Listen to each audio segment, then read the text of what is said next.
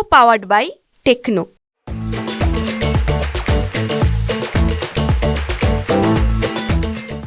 सध्या नवरात्र उत्सवाला सुरुवात झालेली आहे आणि या नवरात्र उत्सवामध्ये जर आपण पाहिलं तर मोठ्या प्रमाणावर जे आहेत ते भाविक उपवास करत असतात आणि या उपवासाच्या कालावधीमध्ये जर आपण पाहिलं तर फळांची जी आहे ती मागणी मोठ्या प्रमाणावर सध्या बाजारपेठेमध्ये वाढलेली आहे आणि फळांची मागणी वाढल्यामुळे जर आपण पाहिलं तर अमरावतीच्या बाजारपेठेमध्ये जर आपण पाहिलं तर फळांच्या दरात देखील जे आहे ते नवरात्रीच्या पार्श्वभूमीवर जी आहे ती वाढ झालेली आहे। सध्या मी अमरावतीच्या फळ मार्केटमध्ये आणि आपण या ठिकाणी बघू शकतो मोठ्या प्रमाणावर येथे दररोज फळं जे आहेत ते विक्रीसाठी येत असतात, परंतु नवरात्रीच्या पार्श्वभूमीवर जे आहे ते दरात वाढ झालेली आहे। सफरचंदचे जर आपण पाहिलं तर 150 रुपये प्रति किलो आहेत, डाळिंब जर आपण पाहिलं तर 150 ते 200 रुपयावर गेलेले आहे। तिकडे संत्री मात्र 50 ते 60 रुपये किलो आहेत, पपईला देखील 50 ते 60 रुपये किलो इतका दर सध्या मिळत आहे।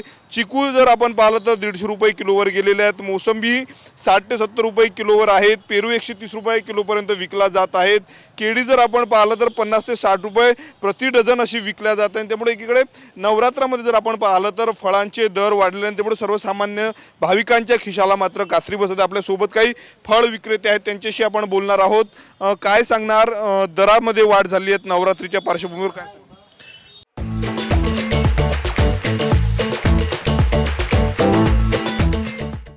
पहले तो मेरा नाम सैयद ज़मीर है। सभी हिंदू भाई और बहनों को दशहरे की शुभकामनाएं, नवरात्रा की।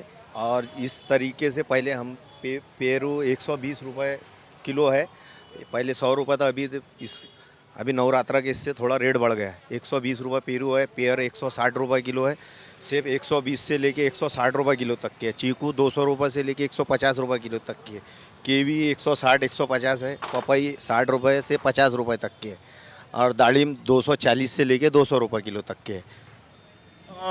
नवरात्रामध्ये दरवर्षी असं भाव वाढते? नवरात्रा में हमेशा भाव बढ़ते हैं, मार्केट थोड़ा टाइट हो जाता है।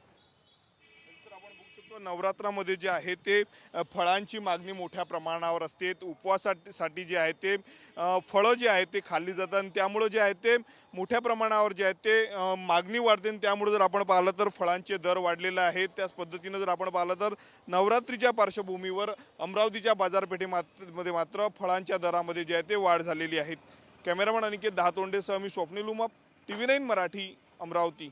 Co-powered by Techno.